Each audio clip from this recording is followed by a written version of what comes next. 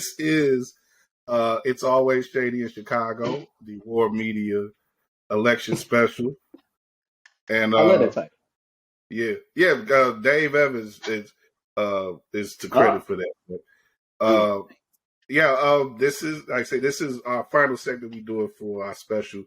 And I did two previous segments that were more subdued and, informative and, all that. But, this is going to be a little different, I think. This one is. If you look at my guest here, of course, you should recognize them both. Of course, my cousin and WARR Media co-founder Demonze Spruiel is here. And our good friend, Jamie Golden, the lovely Jamie Golden from Black Club Chicago, one of the queens of Black Twitter. And very true, Cuzzo. Very true. Jamie is a great follow. Who has legitimized herself. She's literally done the spook who sat by the door thing with Black Club Chicago, and she's been doing great work covering my area of town, Brownsville. And thank you. Yeah, we're so glad to have you back on our air. It's been a while. I know, it's been a minute. I missed you guys. Thank you for having me. Yeah, how things been always going? Good to talk to you, Jamie. Yeah, same. How's that things been? I that you haven't already told us on there. I know. So like I was telling you guys before we went live, like I cannot wait for election day for so many reasons. It's been education. I've learned a lot of new things. And then, you growing up in Chicago, you understand the nature of politics and how it works and how dirty and petty people can get. And you're seeing a lot of that this election season as well. And some of it is entertaining and some of it is very cringy. So it's been a very interesting season. Both, in terms of watching the city hall race and even the aldermanic elections. Like you're seeing folks who, you're seeing a lot of newcomers who are very passionate about issues and, are sort of risking it all, knowing that they may not win, but still, it's really great to see folks, political neophytes, sort of jump into the fray and, do their best to pitch their platforms, which for the most part are pretty solid. We're seeing like a lot of progressives join the race, and that's always invigorating. Like, I mean, it's been a lot to sort of check out and watch. So while it's been entertaining, go ahead. I gotta ask the 1-9. It's like when I watched them at the NABJ debate earlier on Monday. There's 9 of them. It looked like the Wu-Tang Clan of bad options to me. Remember that joke that Steve Harvey made in the Kings of Comedy? Like, like why 500 motherfuckers, one mic? Like it's very much that. Like you don't sit your ass down. Like no, it's very much that. And I mean, like I was going to say, Jamie, but I know why, but I want to get that joke off of one, but it is pretty bugged though to have 9 people. We're just 2 weeks away from this election. It's like, why are you all in this race still? Like, I don't understand that. Like, there are certainly candidates that I'm sort of side eyeing given their history with the city, their work with the city, and their affiliations. And you can't help but side eye because it's very much like one of these things is not like the other. Like, why are you here?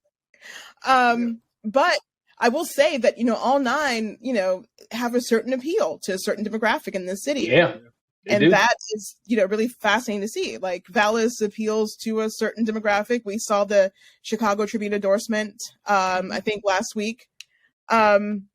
But he also has a reputation among educators, among teachers, for ruining school districts. Even, and it's also very weird to see an incumbent who, and usually incumbents, sail to reelection, but not in this case, right? Because we're seeing Lightfoot like sort of trail, several candidates, or in a dead heat between two. So yeah, no, it's been a very interesting thing to sort of watch. But like I said, like each candidate appeals to a very specific demographic of the city.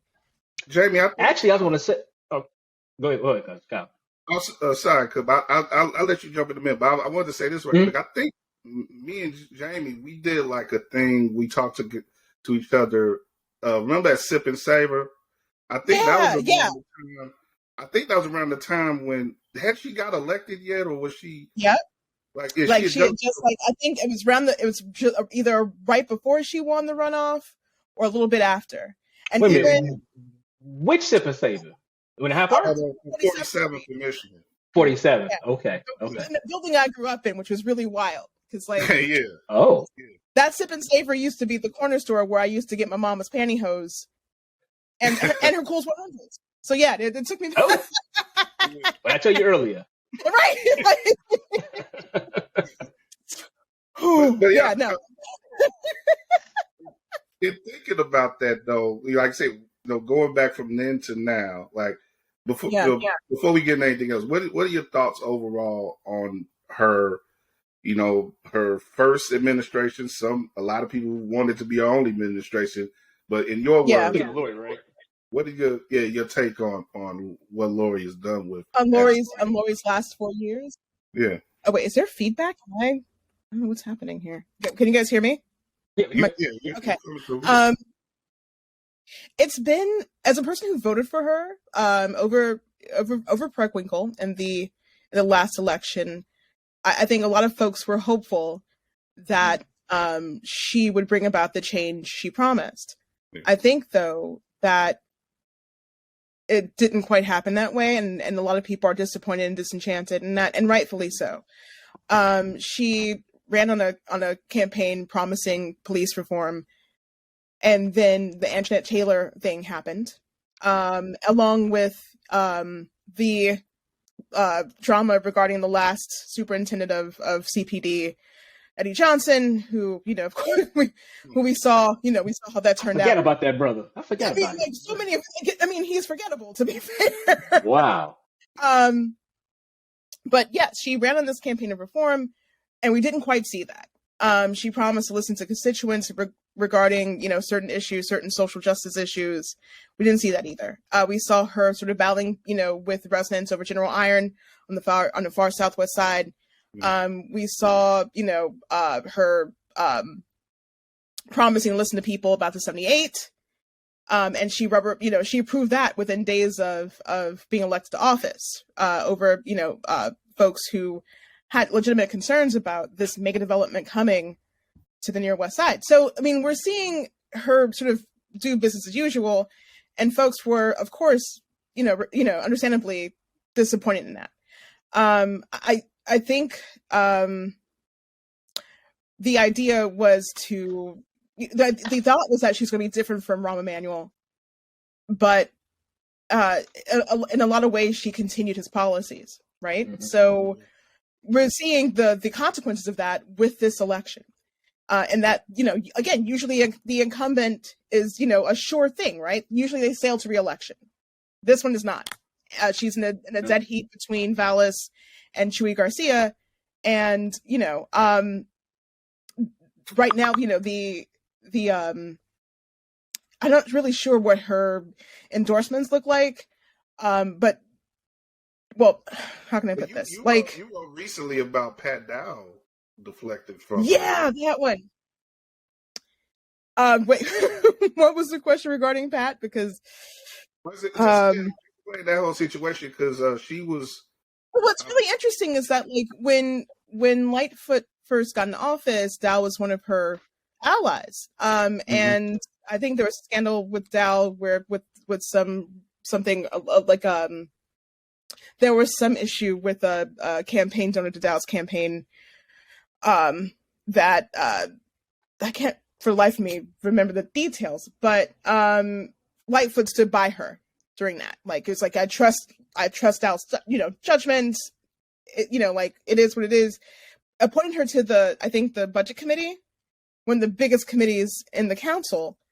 And, they've had a really, really cordial working relationship. Like, I think one of the last few events I've covered, seeing them interact, you would think everything's all good. So when Dal announced that she would be endorsing Brandon Johnson, that was a major blow, especially considering that Dal is very much a centrist, right? And Brandon Johnson is more progressive.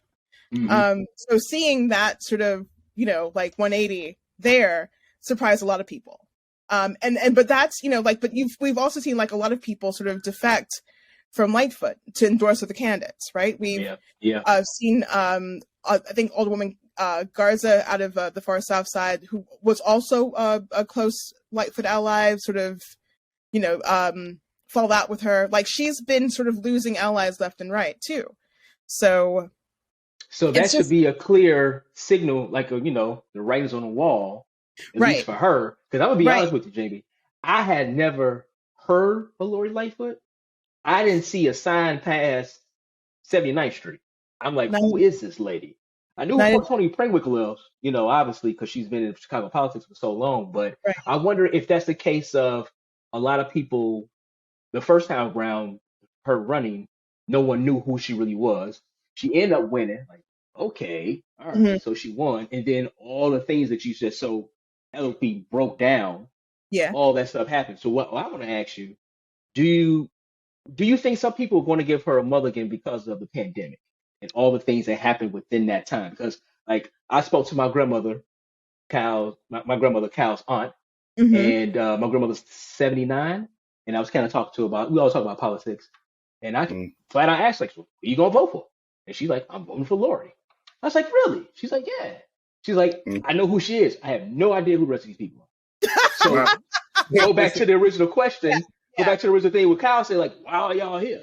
She knows who Lori is. Right. There's that name recognition, and that's the devil so to speak. Yeah, exactly. I think, I will say, given how other cities responded and how, the nation responded initially to the pandemic, I think we have to give her props there because she was one of the very few folks who sort of took this head on and implemented policies and strategies in order to deal with it, right? We had daily briefings from, the city's Department of Health. We had major outreach with getting, vaccinations to people in under-resourced areas. Like, in that respect, she deserves props for that. Like, there were so many ways that could have gone right. And again, none of this was perfect, but at least there was an effort. And I think we have to acknowledge that. So I think she will receive a bit of grace regarding that. But unfortunately, the other scandals that have occurred on her watch will probably get more attention, right? Like the Anjanette Young thing was so, and it turned off so many people that, I think, for a lot of folks, that was the nail in the coffin. Like, you can't run on police reform and then, and transparency, and then come to find out you knew about this a year before the video dropped, and then you tried to suppress it. You tried to squash it. Like, you can't. Sounds sort of like Rum with the Laquan McDonald. Again, you're seeing you promise reform, and then you are doing the exact same thing your predecessor does. Like, that doesn't really encourage, trust. Then there's the use too of city funds on police preparation and police prep academies or whatever that big thing is going to be on the West Side. So it's like you build this West Side Cop Academy that people also did not want, and people don't want to hear that stuff. And it's like it speaks to the deepest faults in our community in Chicago. Like, Demonze mentioned, his grandmother, my great aunt, being willing to vote for Lori. My grandfather, my father's father, he's pretty much said the same thing. He's in his 80s. So I'm thinking like, well, is she going to get like the elderly vote? And, we know old folks vote more than anyone. there's a certain demographic that will definitely come out for Lori. Yeah. And but at the and same I think time, again we kind of what I'm saying is that at the same time, the youth, she's got so much. There's the youth don't really mess with her, and it's so many other. Oh, no, she's lost his ears and the young millennials for sure. Mm-hmm. But I will say this, like folks, like older millennials, Gen Xers, as surprising as it was for me to realize this, they love the law and order. Like they want cops, they want safety and security. Mm-hmm. And a lot of the things that you wouldn't imagine hearing from people who look like you, they are saying. So a lot of them don't have a problem with there being a cop academy or the idea of throwing more money to the department. Like this year we spent 1.9 billion on police. We have where does that money go? We don't know. Yeah. But and at the same time we're hearing that police are leaving the force in droves, that we have to drum up recruitment, that we need more beat cops that look like us, yada yada yada. And a lot of people truly believe that. Like when I talk to homeowners in the South Side, when I talk to residents in the South Side, they want the cops there.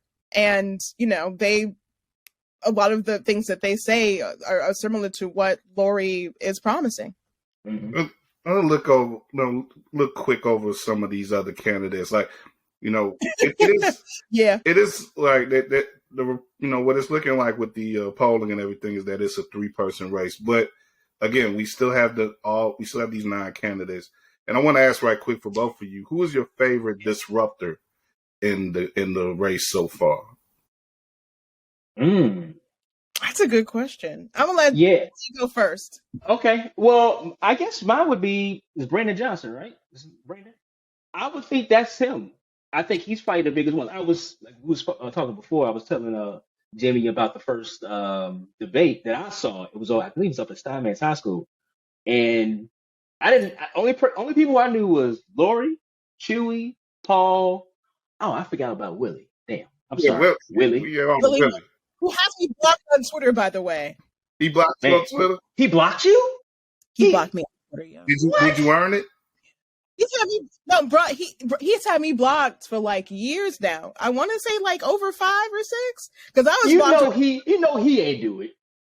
He probably read something and was like, who that girl right there? He can be petty. I'm cool. I'm petty too. So like, I'm still be here though. I'm gonna still be in your business. You can stop me out your tweets, but I'm gonna still be in your business. You still don't see the face. You still don't see the face. What did Tisha say? I'm still here. Yeah, like basically.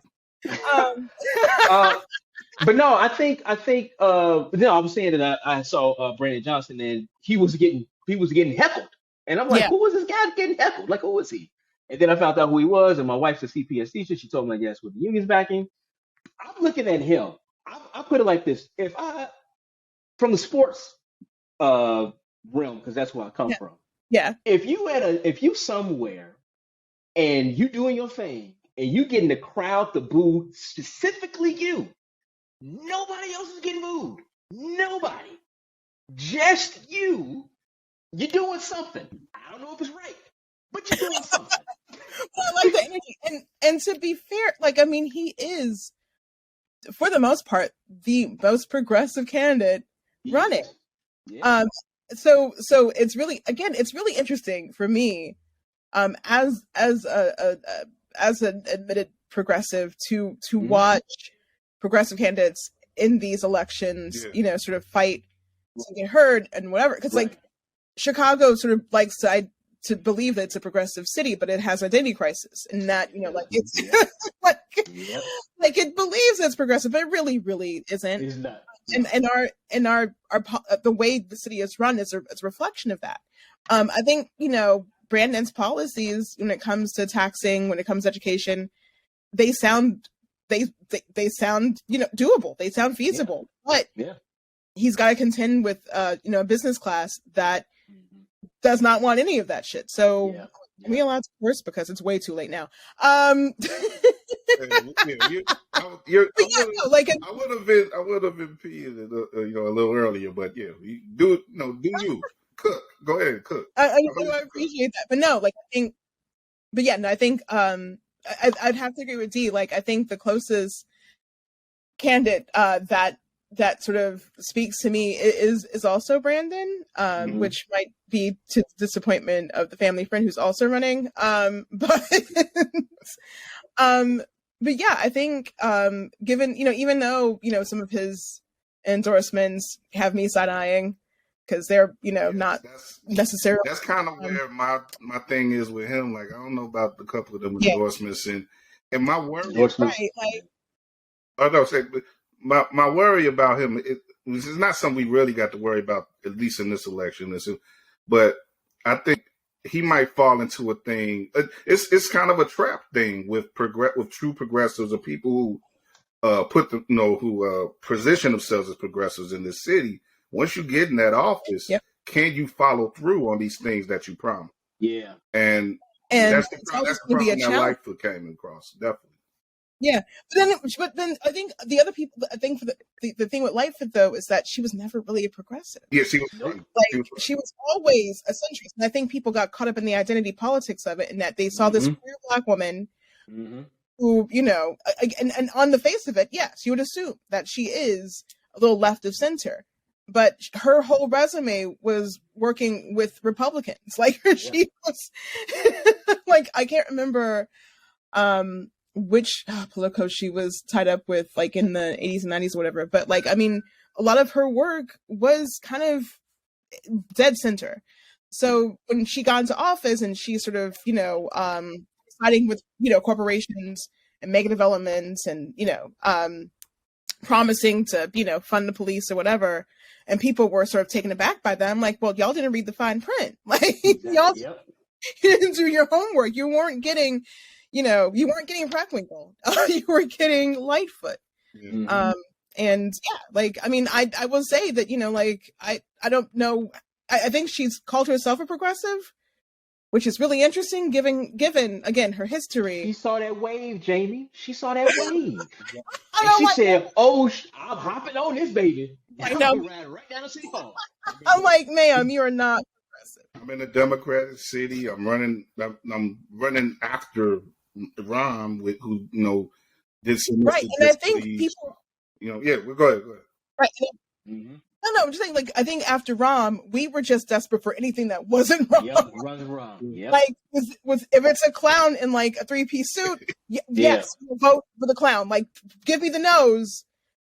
We're friends now. We go together. But don't you all think that that's kind of like in the same position that Lori's in right now? Like a lot of people, I know we spoke about the I hate calling them elderly, but the seniors in our family, they're going to vote for her or whatever. But I have a feeling that she's kind of caught up in that same lane. Like, listen, I don't care who it is, as long as it's not Lori. I feel like that's where she's at. Yeah, no, that's what I've heard too. Like everybody is pretty much like anybody but Lori, and that is unfortunate because again, to have come into this with so much promise and so much hope, and to have squandered that, and to lose the faith of your constituents is a huge deal. So when folks are like, when Paul Vallis has become a viable candidate, like we in trouble. Yeah. We in trouble. Because nobody knew who she was. I'm telling y'all. I know what a Lori, a Lightfoot was until the red. I'm like, who is this lady? But what's been really interesting though is like just like she came in sort of like under the radar. Like Brandon Johnson also came in under the radar. Like they're very true. The journeys have been kind of parallel in that way. Because if you had asked me who Brandon Johnson was 6 months ago, I would have looked at you like you're crazy. Like I don't. I told you, who are they booing? Why are they booing this bro? They was booing him. I'm like, heckle him. I'm like, who is this man?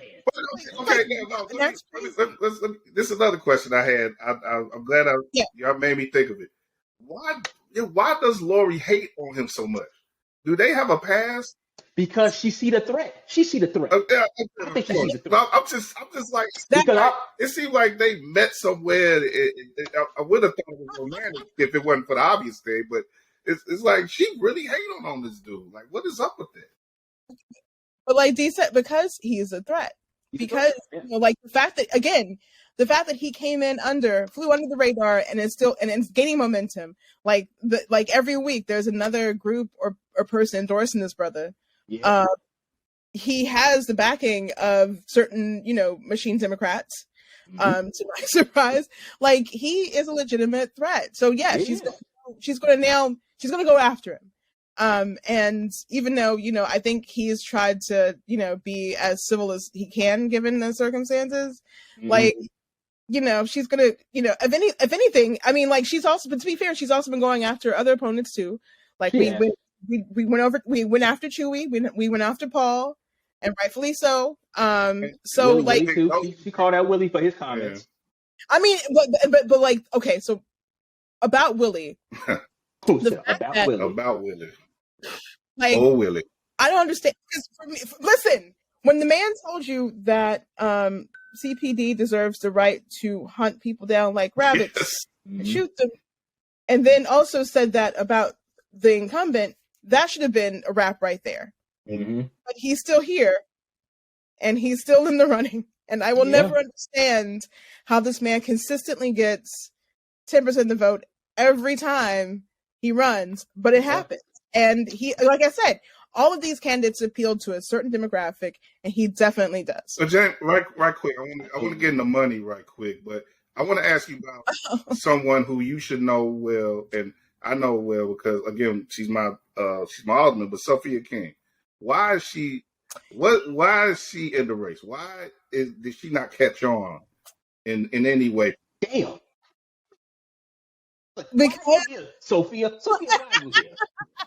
Like, my name is Cal Means, and I want to know why are you here? Like, why? Like, what's your deal? Like, why? Right. So like, and we have a very interesting dynamic in that, like, now she hugs me every time she sees me. It's very, it's like, oh, the bread is buttered. She gonna get you on the side.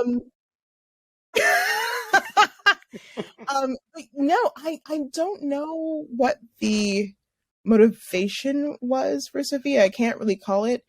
And I don't know if, like, she's been able to sort of run for re-election pretty easily as alderperson.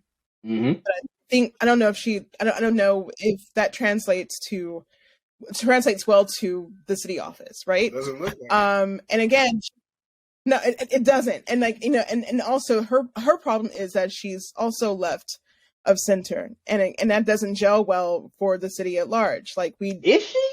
She no, like, okay, in many ways she is left of center. Like, some of her politics are, but she's also of a certain generation, and she's still, she's still to the right of Brandon Johnson, but she's still a little more progressive than Lori.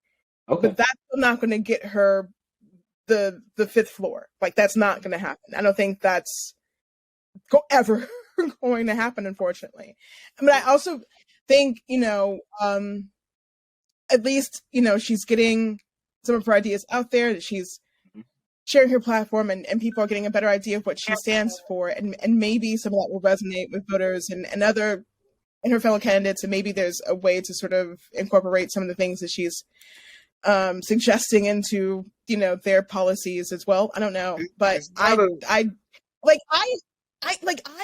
don't mind Sophia being there per se, because like, she's not Paul Vallis. Like, that's but it's not a good sign. Why is that? Why is Paul here? We know why Paul is there. It's the complexion for the protection. We know why Paul is here. But yeah. But like, I mean, like, we've got the grievance crew on lock. Like, I mean, he's got the grievance vote, like, yes, on lock. So, Cal, can I give you my street analysis of why Sophia King is here? Go So, go ahead. I was gonna say right quick though, it's not a good sign when, again, they're going to the money, but it's not a good sign when your husband is your highest contributor to your campaign. Your highest contributor. Yeah.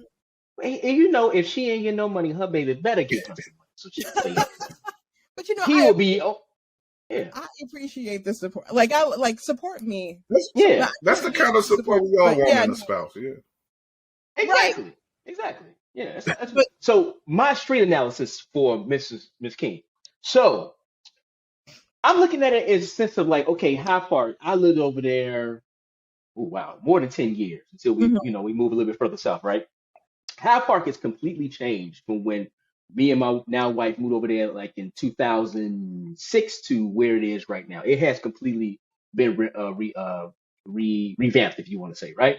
Mhm. So she has that, right? You have like, if you want to say, the kind of crown jewel of the South Side with a very diverse majority Black community. That's good. People see, oh man, Hyde Park. Listen, I'm from Inglewood. If you lived in Hyde Park, damn it, you made it. And I mean that was huge for us, right? That was huge for us. So you have that. You have that. So the second thing is, I think I'm gonna give you a little story too about Sophia King. Uh, it's a little encounter that I had with somebody else. So also too, to my main point though, I think she's just green.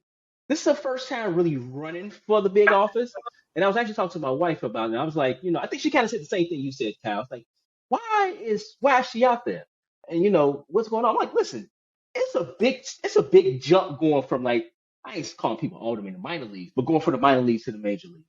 Mhm. But she's there and she's green and she has to kind of figure it out. This is the first time running. It's sort of like her and Cam. Is it Cam But Buckner? Is that his name? Yeah. Yeah, yeah. They both, what I'm saying, and Alderman Sawyer. I like Alderman Sawyer too. But they're green. They're green. And they haven't done this shit. So it Mhm. wouldn't surprise me if all three of them ran the next cycle. They've Oh yeah. been through the fire, they've been through the debates, they've been through the forums, they've seen all the craziness, they understand probably how to campaign a little bit better, how to donate, get donations better, how to maybe get some better endorsements. They kind of figured it out. Lori was an admiration. She was like a Haley's Comet. It was just very weird. It was very weird how she got there. But my quick little story: I met Eve Ewan in a book signing over at the Silver Room yeah, for her Ironheart comic. So I wanted to get it. I wanted to get it signed for Grace. She's really into Marvel. It's like, okay, I gotta go do it. So I'm standing in line. Little lady, older lady. She walking around. She walking up to me. Do you live in this ward? Are you registered to vote? I said, I ain't registered to vote, ma'am, but I don't live in this ward. She's like, okay. So a brother's behind me. He walk in. He's standing there, you know what I'm saying? Seems a little, his weird was strong. I put it like that. His weird was strong. Okay, all right. We the same thing, man. We like comic books. We come and see E. She walks up to this brother. And he's like, are you registered to vote? You live in this ward? Yeah. He's like, okay, all right. Well, do you know who you voting for? Not yet, but not Sophia King. I said, damn. stayed with his chest. I did. James, he said it with his chest. I turned around like, well, shit. What? What did she do to you? But I'm like, and he kept on. He was kind of mumbling. The journalist part, old journalist in me, I really wanted to turn around and have a conversation with that brother. Tell me, why do you feel that way? Yeah, I was very curious. But as I said, his weird was strong. So I just stood in line. It might be because like he didn't like the way her flyers looked. We don't know. Maybe. Although, and Chanel, my wife, she actually said, like, you know what? I wonder if a lot of people that lived over there in Hyde Park when we was over there in early 2000, like that. Like I said, it's completely changed. And Hyde Park was a really kind of like family, old Oriented. school, oriented mom and pop shops. You got Mm-hmm. Akira, you got this, you got that. Shit is changing. It's big box, not big box, but it's changing. I mean, And I like, wonder if a lot of people. yeah. Hmm? I mean, like, Yeah, no, we've been here, my husband and I and our son, we've been here since 2007. Yeah. So yeah, Yeah. no, like it's been like seeing the change and all the developments and stuff. I mean, Yeah. it's very interesting to watch, but I'm also seeing people sort of, try to cling on to whatever piece of real estate they have. Yeah. Because they're definitely getting pushed out. And I think Yeah. one of the other problems, the other pieces of this is, you got a lot, like the University of Chicago has a significant amount of power. They buying everything. Like Everything. everything. And the problem with, what from what I hear from other residents, the problem or their concern is that there is nobody in power to stop them Mm-hmm. from doing that. Like Mm-hmm. you should not have this much say or this much Yeah.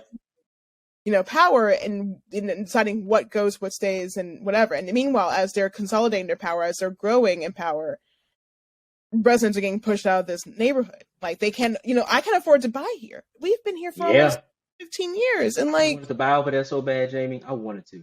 I didn't hit the lottery, so I clicked. Like I'm about ready to start OnlyFans just to, do I have to selfie on the side to buy a house now? Man. Who's worse, Mac Properties, or the University of Chicago? Who's worse in Hyde Park? Man, I don't know. Like it's like the same side of the fucked up coin. Godzilla versus King Kong. What are you mother? Yeah. I was gonna say right. But I'm thinking that could be a reason why maybe she's not taking off, because maybe some people are kind of looking at that like, okay, I like. When you say, and I think that's the way that the neighborhood, that the area has evolved, or some would say de-evolved over time. People are going to attribute that to her, and that probably was what's going to bring up that sort of strong feeling and the strong-chested guy you saw at the Eve Ewing signing. But it's nice, it's beautiful still over there, but it's just different, and people might attach that to her. And rapidly unaffordable. There you go. Yeah, like when you talk to some of the residents here, like, so I'm on the border of the 4th and the 5th. So like you got King over here, you got Harrison over there, and Harrison's also leaving her post, which another very interesting race that you guys gotta keep an eye on. But yeah, no. So when you're talking to constituents about how they feel about Hyde Park and the future of it and where they fit in that future. Again, there's a lot of uncertainty there, because you have to contend with all these, like things happening, all the developments are coming. And you're like when it comes to like getting basic services met, a lot of times I hear, well, I call the office, the ward office, I can't get anybody. Or I feel like you're hearing stories like those. Like I heard some folks I talked to about one of the big stories I wrote about like a couple years back was the noise and the biker gangs on the 41st Street pedestrian bridge, right? And they basically were like, hey, we have reached out to the ward office to sort of handle this because we're getting, like all these folks coming near our homes to hang out near the bridge and do this, that, and the third. And you got biker gangs literally going across the bridge when they're not supposed to. We're not getting the results that, like we're doing what we're supposed to do to, ask for help, and we're not getting that help. And it's the same thing with the events coming to to Oakwood Beach. A lot of these residents do not want the stuff in their backyard. They've made that very clear to the alderperson. They're still not getting hurt. So, like, I think a lot of the reason why she's having a problem with gaining, growing, getting, supporters or growing in the polls is because of those things. People talk, constituents talk. If you're not, and if they don't feel like you're doing what you're supposed to do in your own backyard, then how are we supposed to trust that you'll be able to do this when you're on the 5th floor? She also needs to be herself. A lot of the debate, she doesn't say, like I saw Brandon Johnson, he always say, I'm gonna keep 100 with you. I'm gonna keep 100 with you. Yeah. And then she said it right behind him. I said, come on now, Sophia. That's not how you talk, sis. That's not how you talk. Be yourself. Yeah. Like, ma'am. Like you'll never hear like Paul Vallis say, I'm gonna keep it a buck with you. Like you never have to worry about Paul Vallis saying, no. Right. You never just be but like I said though, I think she's gonna run again in the future. I think she's just green. I think this is a good dry run for her, right? Yep.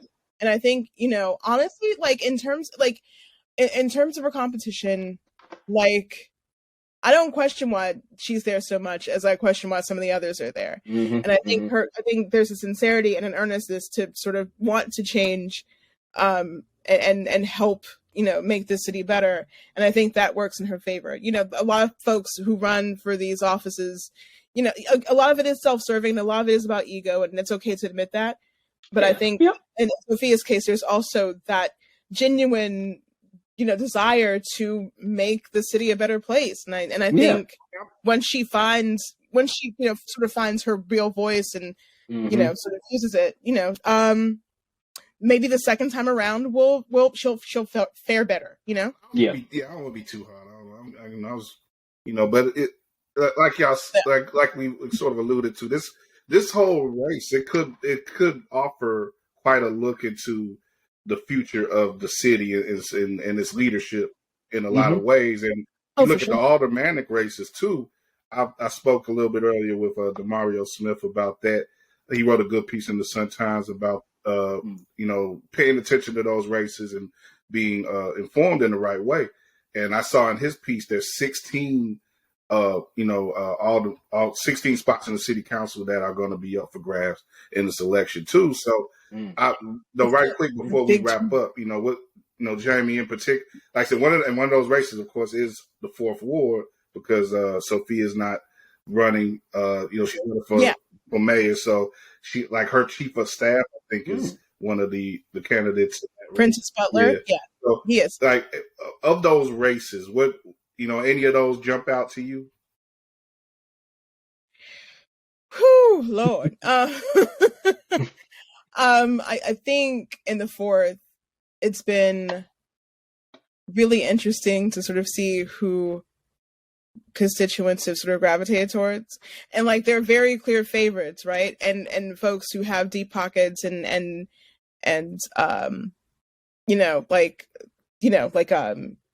huge contributions and endorsements and backing and stuff. And so Princess Butler, he's been in the 4th Ward office for the better part of for over a decade now. He's worked under 2 different alder people. He knows the lay of the land. He knows how to move around. He knows how to navigate it. He knows how to effectively, get his points across. He's very polished, and this is what he does. So it seems that he might win it, but you also have Lamont Robinson, who's a state rep currently, and had won re-election before deciding to run for alderperson. But he also has machine backing, big money. He is one of the very few queer politicians we have in the state. And he also has a pretty decent record, right?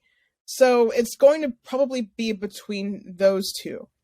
And I think, whoever it winds up being, I just hope that they actually, follow through on their promises that they're telling folks, about in terms of being more transparent or bringing about more transparency, and including folks, including more community members in, decisions about, certain events coming to their ward or schools coming to their ward. That's been the biggest thing for a lot of residents. They feel like they're being left out of these decisions that impact their quality of life. Yeah. So whoever comes into the 4th Ward, like we were talking about, affordability, not much is being talked, not much is being discussed regarding that. I think there's some candidates in the 4th that have strong platforms regarding affordable housing, and others who haven't really dived in or, have done the work to sort of, articulate that or where they stand on that. So that's going to matter. A lot of development around here. A lot of development. A lot of it, so much. And I think, again, I think I did a piece for Block Club. What was it, last year, year before, about affordable housing in Bronzeville and how that's disappearing. There are places. I grew up in Bronzeville, so I'm looking at houses in my old neighborhood go for $600,000, $1 million, 1.2. I'm I can't afford to move to I can't move back to the hood now. I can't. We're all sort of getting that sticker shock. So whoever comes into the 4th Ward is going to have to really address that, because it's a very apparent need, right? I think the 5th Ward is also something to keep an eye on, because, like I said, Leslie Hairston is leaving after serving over 20 years in her post, and it's literally anybody's game at this point. I don't see a clear front runner there, so it's going to be really interesting come February 28th to see who people come. I will say that, well, let me take that back. I think Martina Hoyne, who worked under Lightfoot, and she recently left her post to run for alderperson. She might have some name recognition and some backing, so that might play a part. But again, I don't know how much of a part it'll play. Jamie, how much influence do you think Lightfoot is going to have on some of these ward races? Like, is she kind of trying to set up some things so that when she gets back, if she gets back in office, that she'll have a good, constituency in the council? I think that's the idea with some of these wards. I think with there's been like this crazy high turnover in regards to folks leaving the administration for other posts, right? And that's also been the case with some of the local races, and that they've there are several candidates who have left to run for alderperson, and I'm hoping. I mean, I would think if you're being strategic about it, that you are trying to quietly support these candidates in the hopes of hopefully shoring up support for City Hall, because again, like we've seen the last 4 years, particularly with City Hall, like she's losing allies left and right. It would make sense to sort of try to build a coalition of folks who are willing to work with you once they get elected. At least I would think so. Like, I'm not sure if that's actually happening. Sure. But yeah, no, like, I think, if she does win re-election, she's dealing with a completely, like, different city hall than what a completely different city council than what she's used to. Like, it's been really crazy to see how progressive the council has gotten over the last decade. Like, we're having conversations that we weren't having about, like, education, about reparations, like it's crazy. Like I mean, that just tells you how far we've come. And so you've got like a number of Democratic socialists on the council. You've got folks like Alderwoman Taylor, who I think got into it with her about the migrant situation not too long ago. And that's another thing, like that's also working against her, because again, you cannot run on transparency and then leave the alderperson out of the decision to house migrants in her ward. And then you sort of kind of like, according to Alderwoman Taylor, she's being unfairly sort of maligned and characterized as this, like NIMBY, racist. Like, no, that's not the case. But, I think people have very valid questions. Like, how are these folks being vetted? Why are we putting them in this neighborhood where there are no resources? But people are already fighting for resources, right? Yep. And then you'd find out that, like, there were organizations in Little Village and in Pilsen who wanted to take the migrants in and could not get in contact with Lightfoot about that. Their calls were ignored. Wow. And again, seeing all of this, like, what are you doing? Like, how is this? Yeah. And that's why I've been saying, like, I think a lot of people, her allies, former allies, they're seeing it right on the wall.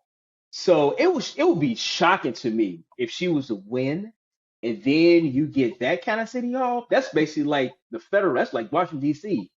I mean, it's like completely opposite. Gridlock for real. So what are you really going to do? What's really going to happen if she gets back into office? But real quick, Jamie, I want to ask you something. You said you covered in Bronzeville. Yeah. What's going on with the Michael Reese land? So, it is currently being redeveloped into what they're calling Bronzeville Lakefront, which is going to be this huge mega development. And it's going to be constructed over the better part of 20, 30 years. It's going to have like a research center. It's going to have housing, retail, all of that. So I don't know if you guys have been, like, if you think about the 78 and then One Central, this is going to be another one of those huge mega developments that promises to sort of contribute to the economic viability of the city, yada yada, whatever that means. Right. But yeah, so like it's, I know some people had some concerns about what the consequences of Bronzeville Lakefront would be, considering, again, affordability and people already feeling pushed out. So it's a very much wait and see sort of thing.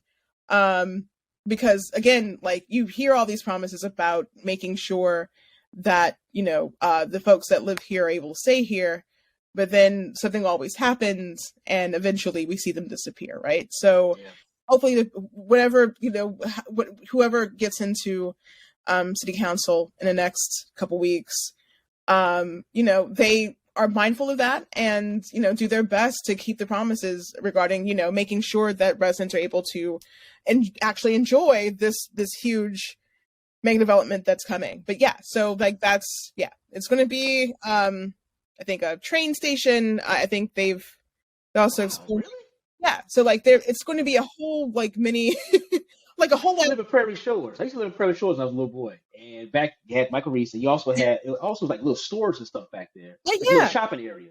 So, I mean, it would be great to have all that, but damn, I know how the trains running back there too. So like, I mean, like it's going to, like, there's going to be I think a metro station or a metro hub there too. Like again, like this would be a whole community, like a whole ass community. They probably stop there like once or twice a day, maybe. But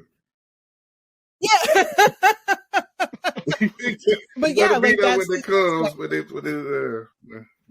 make sure you're there on the right time. But anyway. Well, we gonna begin to wrap up. I'm so happy to be able to build with you guys as always. Hey, this was fun. And Jamie, of course we mentioned at the top, you part of the Block Club Chicago crew. Definitely, if you are a serious, conscientious Chicago citizen, you should be reading Block Club Chicago as much as you can. Try to subscribe. Absolutely. Try to subscribe and support that organization, if for no other reason than our girl here. But everybody there is doing good work across the city. I want to cite Mick Dumke's article on the money in the mayor's race. It's a really article that I cited a couple times tonight.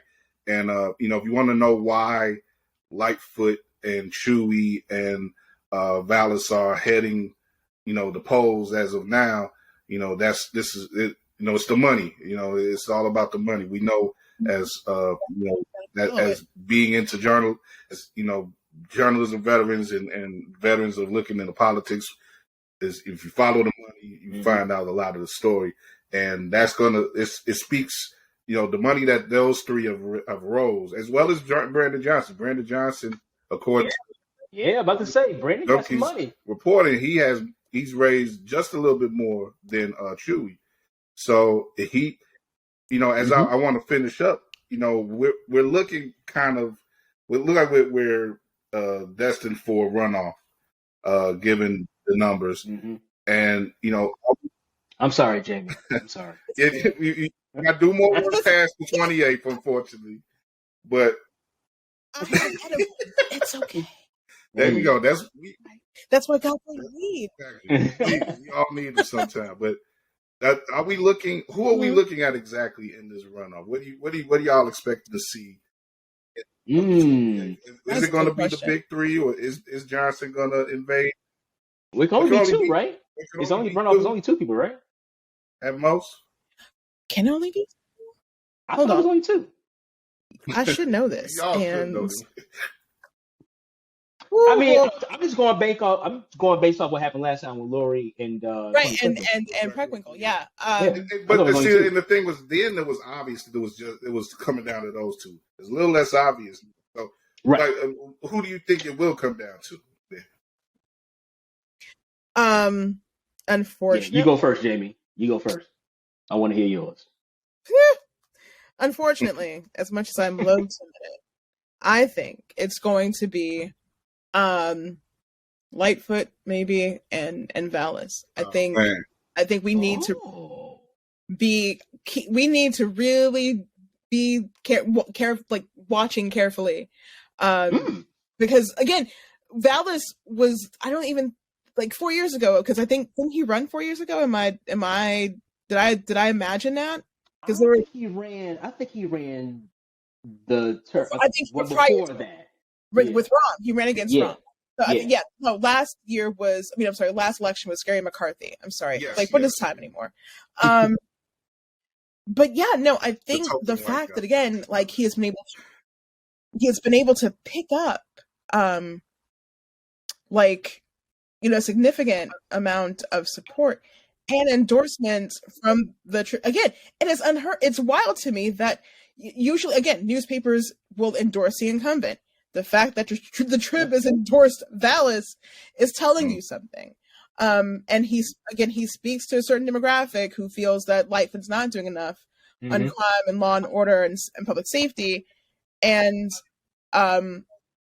you know, it's just, he's a threat. Just like Brandon Johnson was a threat, I think Lori's also aware that Vallis is a threat, and I think they're going to probably be the last two standing. I thought, if you'd asked me about it a month ago, I probably would have said Lightfoot and Garcia, but I think it's going to be Lightfoot and Vallis.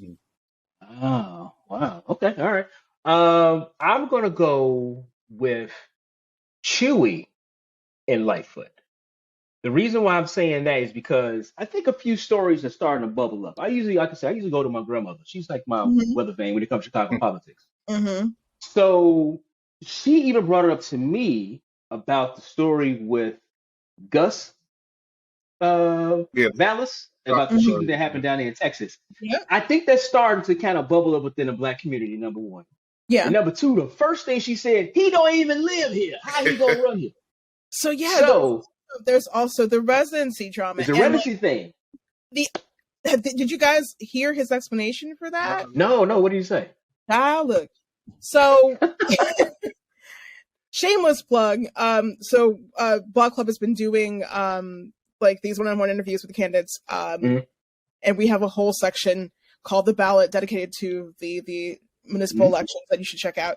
Anyway, when he talked to Laura Washington recently, his explanation was that he barely spends any time in the house in the suburbs, that, you know, he spends most of his time in the rental in the city in Bridgeport.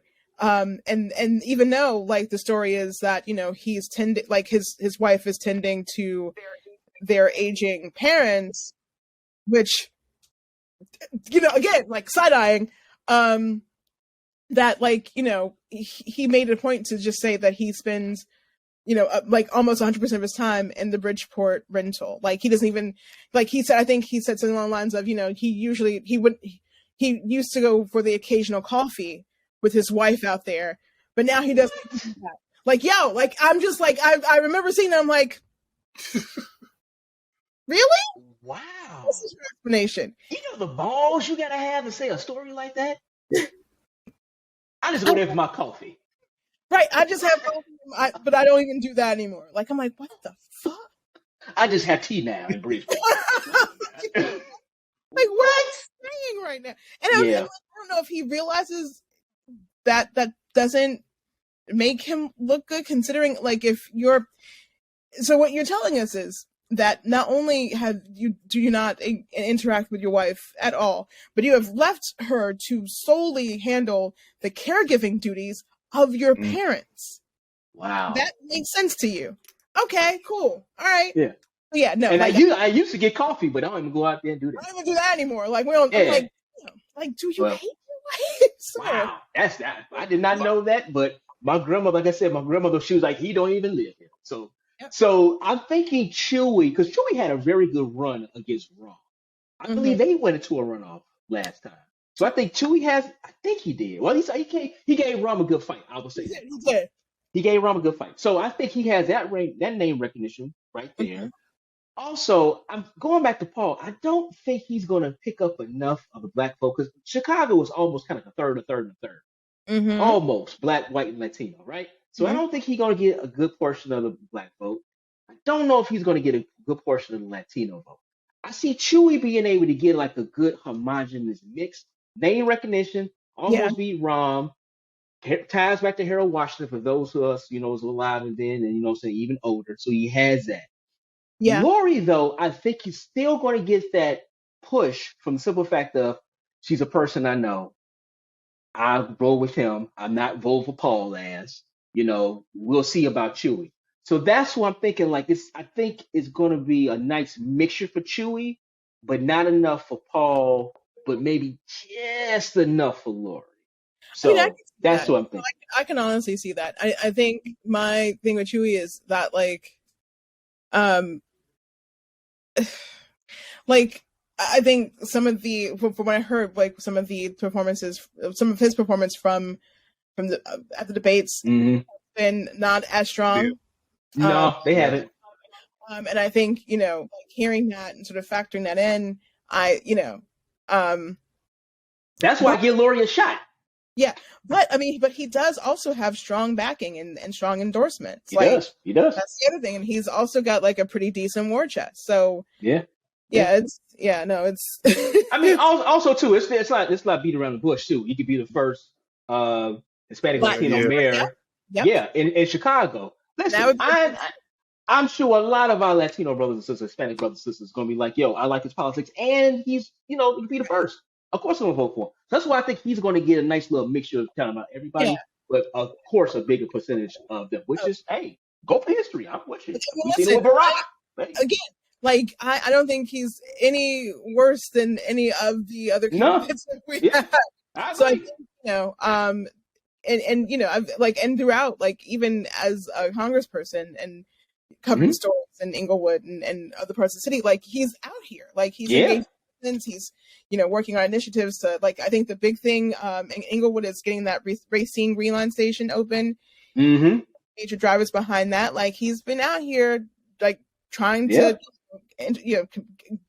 actually do the community engagement thing. So that kind of works in his favor. Inglewood has a very big Hispanic population now. My old block is basically half and half. But once before it was basically all black. It's grown up in the 80s and the 90s. Now it's half and half. Raymond Lopez is the 15th over there. The 15th over there. Yeah, my grandmother loves him. Mr. Lopez, hey, he had to come out and shoveling. Yes, Mrs. Spruiel. Whatever you need, Mrs. Spruiel. Yes, Mrs. Spruiel. So and also the real.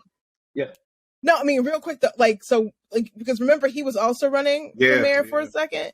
He was going to be a major disruptor, I think, but he failed out. I don't know why. I'm not a fan though, because he's like the other side of the Lori Lightfoot coin. Like he's also queer, but he's also a big supporter of the cops, law and order, public safety. He speaks the right, like he's a regular guest on Tucker Carlson's show for some reason, and I'm like, he is a troll to Lori on Twitter. A troll. And wow. Shameless troll. I need to get my grandma on Twitter so she can see what's going on.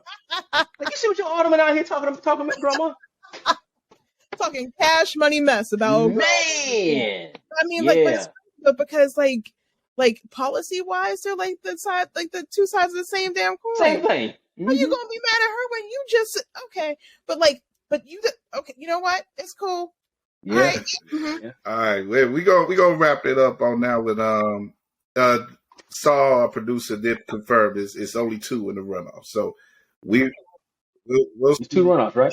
Okay. We'll see who those top 2 are. Like I said, it's pretty much almost a done deal that's going to be the case because we can't come to consensus here in the city. It's so many options. Like I said, good or bad, But that's what Chicago's going through right now, and we are 3 Chicagoans just giving you a little bit of our 2 cents on what's going on. Jamie, we got to definitely bring you back sooner to talk about what's going on in Bronzeville and Chicago proper. Yeah, no, I'm down anytime, and just feed me weed. Just we'll take a couple edibles. One time we're gonna take a couple edibles before we go on to it. Just let it go. Say less. Yeah. But right quick. What do you think about this black-owned spot that opened up now? Is that pretending? So it's out west. Like Logan it's in Square. Logan Square. Is that pretending some good things with the marijuana? So I think we're finally getting some sort of progress in terms of equity with regards to like minority ownership or black ownership, and that's good to see. I did interview Matthew Brewer the owner of that dispensary, he's opening another one in South Loop, or he's trying to open. I was wondering when they said they were going to try to open a second one. I was wondering where, but that makes sense. Yeah. Yeah, well, So I attended one of the public meetings regarding that in November, and he, pitched his proposal to some of the residents there, and it did not go over well at all. No, I wouldn't think so. Like a lot of this, it's really interesting to see again how residents respond to certain people, who are trying to bring certain businesses to the area. And I think there's a really weird racial dynamic here at play, and that you are coming to an area of the South Loop that skews older and white. And there's very much this reefer madness idea. Some of the comments I heard during that meeting were, well, what if, like they're worried about people, like smoking in front of the dispensary. They're worried about homeless people robbing folks coming out of the dispensary. Like it was very much this, like they don't know their grandkids gonna be coming up out of there. I don't think, like Brad from Streeterville is going to come to this dispensary, buy, $300 in, weed products and then light up right outside the joint. Right? Like that's not going to happen. This is what they're thinking. And like, can I tell you? So like briefly, I'm sorry, because I know you guys have gone over, but I got to tell you this story because it just blew my mind. So so me and Matthew are talking. We discovered we went to the same grade school. We went to Beasley. Like 5 years apart, whatever. So we're, 5, whatever. And we're also the last 2 Black people in this room. One of the women I interviewed prior to going up to him to ask him questions, she's a retired nurse who lives in the area. She's like, I think he's a brilliant young man. He's very articulate. But I just don't think this is the proper fit for what he's trying to do. We should turn it into a community clinic to address, the more, the houseless residents in the area. Like, I mean, a noble idea, fine, whatever. Okay. But at some point during the interview, she decides to tell me how she isn't afraid of going, how like when she was working as a nurse, she wasn't afraid to go into Inglewood to serve, strong Black grandmothers like mine. And I'm like, my grandmother never lived in Inglewood, but thank you. All right. I don't know where we're going with this, but sure. So I let that slide. Try to maintain. Why y'all go to my neighborhood? Why y'all really? Like, I'm like, it's the cold, man. It's the cold. Black people. I'm like, Jesus. That Black people in Inglewood too, right? Okay, but anyway, so yeah, sure. Yeah. Well, maintain the poker face. We power through. And I walk over to Matthew. We start talking. This lady, this little old lady, has to be 80 if on a good day. She comes over to us, and she interrupts me mid-interview, knowing that I'm interviewing this brother. And she goes, like, I just wanted to tell you that I admire what you're trying to do. I just don't think, again, it's a proper fit and woo. She then compliments my dimples, and then she asks if we were related. And we had looked at each other for a second, like, why would she? You know what? It's like you just have to.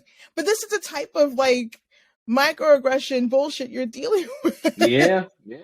And it's really interesting. Again, like with all these dispensaries popping up in the city, and I think I think some of them have faced the same challenges and the same concerns or whatever. But I think the fact that it's a Black-owned dispensary really kind of ruffles a lot of feathers. And I'm glad that he successfully pulled it off in Logan Square. I'm not sure if South Loop is going to happen because people have been really, really adamant about not allowing it to happen. They've circulated petitions. They're knocking on. Wow. Yeah, it's in print. It's in Sophia King's ward. So they've been trying to get at her too. Like no, we don't want this. We're knocking on doors. We're ringing the alarm because we think that again people are going. This is going to sort of be like a turn into some sort of sin and iniquity. It'll be like again, the Last of Us in a couple months. Like, we really do think that people are going to spend gobs of money to smoke outside of the dispensary. But they don't get like that's going to bring money into the community because a lot of people like to smoke weed. A lot of them do, but I mean, they don't care about that. They want something more family friendly, and I'm like, okay. What do you need? But again, you moved to the South Loop, and you knew what it was when you got here. Do they have? Did he have like a location exactly where you want to put in the South Loop? Yeah, so I don't. If where the Trader Joe's is on Michigan, it's going to be right next to it. Like where the pot. See, that's thinking that because you get high, get you a sandwich right after. That's So like, no, I mean, so they're moving into the Potbelly. No, but check it. They're moving into the Potbelly space. The Potbelly's gone, but it's gone. Okay. TJ's is right there. Across the street and stuff. Yeah. Right. So you can get your stuff, get your weed, get your products, go to Trader Joe's, get your snacks, go to Five Guys, get your burger. Like, it's genius. Yeah. It's a perfect spot. But yeah, no, like their concerns are very much like crazy reefer madness of the 50s, where they're afraid that their granddaughters are going to, get high off of the, jazz lettuce and, have sex. Like it's crazy, but yeah, that's what he's facing. So we'll see. That's just like I say, it stays shady here in Chicago. We're going to wrap it up on that level. Jamie, let everybody know where to follow you if they don't already. And follow you, follow Block Club. So you can read my work. Yeah. So you can read my stuff in Block Club Chicago, blockclubchicago.org. You can follow me on Twitter where talk a lot of shit. Instagram, same name. Please don't follow me on Facebook. My family's there, and no, it's a horrible place. Every other place though, fine. Yeah. So yeah. Also, Block Club Shy on Twitter. Block Club Shy. D, of course, I bring him out of retirement every now and then for stuff like this. But I like doing stuff like this. Listen, Jamie, I was thinking about actually doing like a Chicago political podcast. And dude, then, I was thinking about doing it.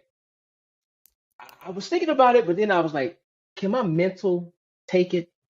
Like, am I going to be still right up here after I do these podcasts? Well, talking to you was kind of like, we were thinking, because this might be a good time to do it after the elections, is go around and try to interview as many of all the persons as we can. So no, like, I mean, I'm down to help. Seriously, I think I appreciate it.